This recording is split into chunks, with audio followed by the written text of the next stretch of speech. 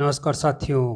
2 जून से लॉकडाउन में बदलाव किया जा रहा है। कुछ छूट दी जा रही है और कुछ समय में वृद्धि भी की जा रही है।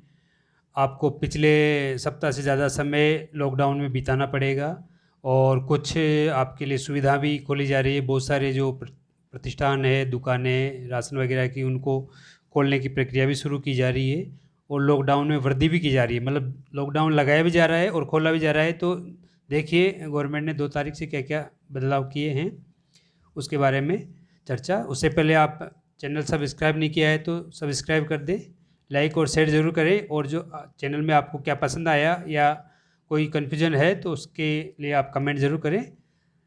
तो चलिए देखते हैं इसको। ये करीब 12 पेज का पीडीएफ है और ये आप तक पहुंच गया होगा। इसकी मुख्य जो बातें हैं हम इस पर डिस्कस करेंगे। तो लॉकडाउन अपडेशन में हम देखेंगे कि इसमें क्या क्या बदलाव हुए हैं, कौन से हमारे लिए समस्या बढ़ सकती है और किस में हमें सुविधा मिल सकती है। तो सबसे बढ़िया चीज़ है कि लॉकडाउन 2 जून से 30 जून के लगभग नवीन निर्देशों के अनुसार और भविष्य में जो निर्देश आते हैं उसके लिए बढ़ाया गया है। 2 जून को प्रातः 5 बजे से वापस इस लॉकडाउन की जो नवीन प्रक्रिया है वो शुरू हो जाएगी 30 जून तक के लिए, जब तक कि नए आदेश नहीं आ जाते हैं। इसमें क्या क्या बदलाव है इसी पर देखते हैं। अगर देखा जाए तो एक सप्ताह की जब हम गणना करते हैं तो एक सप्ताह में 168 घंटे होते हैं। उस 168 घंटे में 140 घंटे का कर्फ्यू रहेगा, अर्थात 28 घंटे की ढील दी गई है हमें, और 7-7 घंटे की ढील केवल 4 दिन के लिए दी जाएगी। पहले ये ज़्यादा ढील थी और अब बदलाव हुआ है। पहले हमें सोमवार को भी ढील मिलती थी और शुक्रवार को भी कुछ मिलती थी। शनिवार इतवार 2 दिन का कर्फ्यू रहता था। अब उसको बढ़ा दिया गया है और वो शुक्रवार से मंगलवार सुबह तक हो गया। मतलब यानी कि शुक्रवार को दोपहर 12 बजे से जो कर्फ्यू लगेगा वो मंगलवार को सुबह 5 बजे तक 89 घंटे तक लगातार कर्फ्यू रहेगा आपके 3-3.5 दिन तक का। तो आवश्यक चीज़ें हो वो पहले खरीद लें आप, ताकि आपको परेशान नहीं होना पड़े। हालांकि कुछ चीज़ों पर आपको छूट रहेगी, राशन, दूध, पानी, जो सब्जी है उनके लिए इस पर आपको ढील दी जाएगी। तो हमें 7-7 दिन के 4 दिन के लिए ढील मिलेगी, सुबह 5 बजे से लेकर दोपहर 12 बजे तक। बाकी सप्ताह भर एक तरह से कर्फ्यू रहेगा। 28 घंटे का, सप्ताह में 28 घंटे मिलेंगे आपको। दूसरी चीज़ है कि शुक्रवार दोपहर 12 बजे से कर्फ्यू शुरू होगा। शनिवार पूरे दिन रहेगा, रविवार पूरे दिन रहेगा, सोमवार पूरा दिन रहेगा और मंगलवार को सुबह 5 बजे कर्फ्यू हटेगा। मंगलवार को दोपहर 5 बजे से फिर लागू होगा और बुधवार सुबह 5 बजे तक रहेगा। बुधवार को दोपहर 12 बजे से फिर लागू होगा, गुरुवार को सुबह 5 बजे तक रहेगा और गुरुवार को दोपहर 12 बजे से फिर लागू होगा, शुक्रवार को सुबह 5 बजे तक रहेगा और फिर शुक्रवार को 12 बजे से फिर लागू होगा, जो मंगलवार को सुबह 5 बजे तक रहेगा। तो इस प्रकार कर्फ्यू के टुकड़े टुकड़े में बांटा गया है। केवल मंगलवार, बुधवार, गुरुवार, शुक्रवार 4 दिन आपको सुबह 5 से 12 बजे तक 7-7 घंटे का कर्फ्यू मुक्त समय रहेगा, जिसमें 6 बजे से 11 बजे तक दुकानों वगैरह की जो छूट है वो आपको खरीदारी के लिए मिलेगी। इस कर्फ्यू में 5 व्यक्तियों को इकट्ठा होने तक की छूट रहेगी। उसके बाद में पाबंदी है। संक्रमण की निगरानी शहरों के वार्ड अनुसार होगी, गाँव में ग्राम पंचायत स्तर पर होगी। संक्रमित व्यक्तियों की सूचना इकट्ठा करते समय पहले नाम, पता, मोबाइल की ज़रूरत पड़ती थी, उसके साथ अब बीएलओ के जो भाग संख्या है उसकी ज़रूरत पड़ेगी। इसका मतलब भविष्य में इसका जो लेखा जोखा है बीएलओ से इकट्ठा किए जाने की संभावना है। वर्तमान में भी बीएलओ लगे हुए हैं हमारे और कार्यभार को संभाले हुए हैं। इस जो संक्रमण क्षेत्र है उसको 3 जोनों में वैसे पहले भी बांटा था, इस बार भी बांटा हुआ है, लेकिन इस बार जो सीमा है वो थोड़ी चेंज की गई है।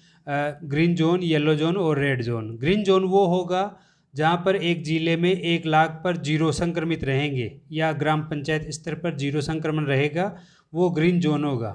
यदि किसी ग्राम पंचायत में कोई भी संक्रमित नहीं है तो वह ग्राम पंचायत ग्रीन जोन कहलाएगी। किसी जिला क्षेत्र में हो सकता है पंचायत समिति हो, तहसील क्षेत्र हो, तो यदि वहाँ प्रति लाख 0 संक्रमण है तो उसको ग्रीन जोन माना जाएगा।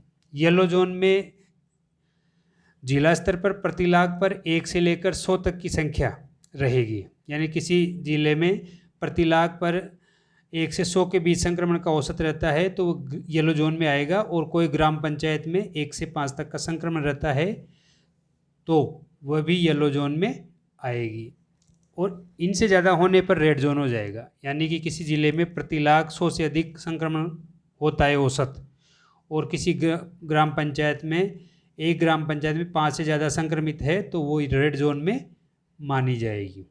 लॉकडाउन में 4 परिशिष्ट है, उन 4 परिशिष्ट पर जो लॉकडाउन लगा है वो है, और लॉकडाउन में जो छूट दी गई है वो भी 4 परिशिष्ट में दी गई है। किन किन चीज़ों पर विशेष छूट है वो देखते हैं। परिशिष्ट जो ए है उसमें लॉकडाउन में शादी विवाह पर प्रतिबंध तो रहेगा, लेकिन विशेष परिस्थितियों में जैसे कोर्ट मैरिज या घर पर अगर मैरिज कर रहे हैं तो 11 व्यक्तियों की अनुमति रहेगी, अर्थात वो इकट्ठे होकर शादी कर सकते हैं। पर सरकार ने साफ मना कर दिया है कि 30 जून तक शादियों को टाल दिया जाए, उसके बाद ही करें। शिक्षण संस्थान, कोचिंग संस्थान, लाइब्रेरी आदि पूर्णतः बंद रहेंगे। बाकी मेले, विवाह, जो भी सार्वजनिक बढ़ने वाले कार्यक्रम है वो बंद रहेंगे, उन पर बैन रहेगा। परिशिष्ट बी में ऑनलाइन और डिस्टेंस लर्निंग जारी रहेगी। सरकार इसको प्रोत्साहित करेगी। जैसे पिछले साल विद्यालयों में स्माइल, शिक्षा दर्शन और दूसरी जो वर्कबुक का कार्य, इन पर कार्य हुआ था ऑनलाइन, तो यूट्यूब से आदि वीडियो से, तो वो फिर से चलेगा और दूसरे सिस्टम में भी चलेगा। राज्य के जो कार्यालय हैं वो 25% की संख्या से 9:30 से 4 बजे तक खुले रहेंगे। 7 जून के बाद उनकी संख्या में 50% की तक वृद्धि हो जाएगी, यानी कि उसको दुगना कर दिया जाएगा। निजी कार्यालय हैं वो 2 बजे तक खोले जा सकते हैं और 25% संख्या के आधार पर रहेंगे वो भी। प्राइवेट जो वाहन है, इस चीज़ का विशेष ध्यान रखें कि जो अपने गाड़ी, कार, मोटरसाइकिल जो भी है, आपको पेट्रोल डीजल भराना है तो सुबह 5 से 12 बजे तक भरवा लें। उसके बाद में पेट्रोल पंप वाले जो निजी वाहनों को पेट्रोल नहीं देंगे। राजकीय वाहनों के लिए 24 घंटे खुले रहेंगे। ज़िले के अंदर वाहन संचालित किए जा सकते हैं, अर्थात एक ज़िले से एक ज़िले में वाहन संचालन जारी रहेगा। और मंगलवार से शुक्रवार सुबह 5 से 12 का समय रहेगा जो लॉकडाउन खुला रहता है उसका। लेकिन 8 जून के बाद राज्य के अंदर एक ज़िले से दूसरे ज़िले में भी संचालन किए जा सकते हैं। हालांकि जिला कलेक्टर का जो निर्देश है वो अनिवार्य रूप से लागू होगा।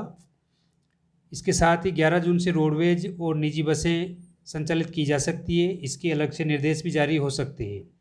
आपातकालीन कार्यों के लिए ऑटो, टैक्सी, ओला, उबेर आदि का जो संचालन है वो यथावत मान्य रहेगा। इसके अलावा परिशिष्ट सी है, इसमें यदि संक्रमण की दर 10% से कम रहती है और आईसीयू या आपातकालीन स्थिति में भर्ती रहने वालों की संख्या, जो ऑक्सीजन लगाते हैं उनका जो प्रतिशत है वो 60 से कम रहता है, तो ऐसी परिस्थिति में सी परिशिष्ट के कार्य संचालित किए जा सकते हैं। लेकिन जिला कलेक्टर के निर्देशों अनुसार इसमें कुछ बदलाव जरूर हो सकता है। प्रत्येक जिला कलेक्टर अपने अपने निर्देशों के अनुसार उसमें बदलाव कर सकता है। इसके अंतर्गत राशन की दुकानें, खाने पीने की आवश्यक सामग्री की दुकानें, रिटेल, किराना, होलसेल, चारा, कृषि यंत्र, फल, सब्जी, दूध आदि की दुकानें सुबह 6 से 11 बजे तक सप्ताह भर खोली जा सकती है। विशेष चीज़ ये है कि जो दूध डेयरी है वो शाम को 5 से 7 बजे तक भी खोली जा सकती है। फल, सब्जी और फेरी वालों के जो ठेले वगैरह है उनकी समयावधि प्रातः 6 से सायं 5 बजे तक रहेगी, क्योंकि वो गली मोहल्ले में फेरी लगा सकते हैं। बेकरी, मिठाई, रेस्टोरेंट आदि की जो दुकानें हैं और जो होम डिलीवरी करते हैं वो रात 10 बजे तक कर सकते हैं। यदि वे अपने प्रतिष्ठान पर ही लोगों को बुलाकर सामग्री बेचते हैं तो वो प्रातः 6 बजे से 10 बजे तक दे सकते हैं, लेकिन वहाँ पर बिठाकर खिला नहीं सकते हैं, वहाँ इकट्ठा नहीं करेंगे भीड़। परिशिष्ट डी, शहरी सेक्टरों के लिए प्रोटोकॉल की व्यवस्था लागू रहेगी। यदि व्यापार मंडल या जो भी संस्थान प्रोटोकॉल तोड़ता है तो बाजार 7 दिन के लिए बंद किया जा सकता है। ये राज्य सरकार का आदेश है। ग्रामीण सेक्टरों के लिए कोर कमेटी इस व्यवस्था को देखेगी और स्थानीय जो व्यापार मंडल या संगठन है उनको इस व्यवस्था में शामिल कर सकेंगी ताकि वो प्रोटोकॉल को लागू करने में उनकी सहायता कर सके। बाकी जो व्यवस्थाएं हैं पूर्ववत जैसी रहेगी। मास्क अनिवार्य रहेगा। सैनिटाइजिंग जर का उपयोग करें। स्वास्थ्य का पूर्ण ध्यान रखें। अनावश्यक बाहर नहीं घूमें। अत्यावश्यक हो तो ही घर छोड़ें। आपकी सुरक्षा ही सबकी सुरक्षा है। धन्यवाद। आपको वीडियो कैसा लगा कमेंट ज़रूर करना और शेयर और लाइक ज़रूर करें। सब्सक्राइब ज़रूर करें साथी, क्योंकि 92% साथी ऐसे हैं जो बिना सब्सक्राइब किए ही आगे बढ़ जाते हैं। धन्यवाद।